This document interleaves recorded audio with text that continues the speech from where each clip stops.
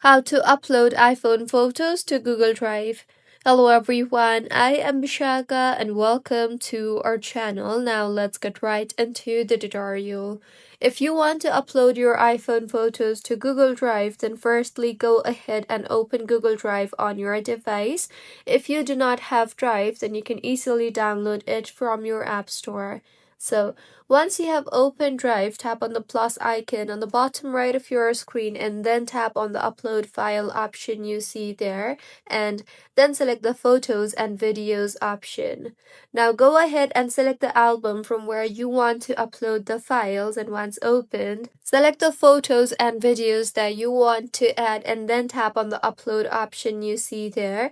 You can then tap on the location you see there and choose the destination for your photos, and finally tap on the upload option and wait for the upload to complete, and with this the file will be uploaded.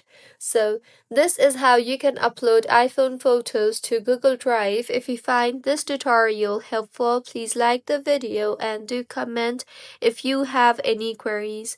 Also, do subscribe to our channel for more helpful tutorials like this.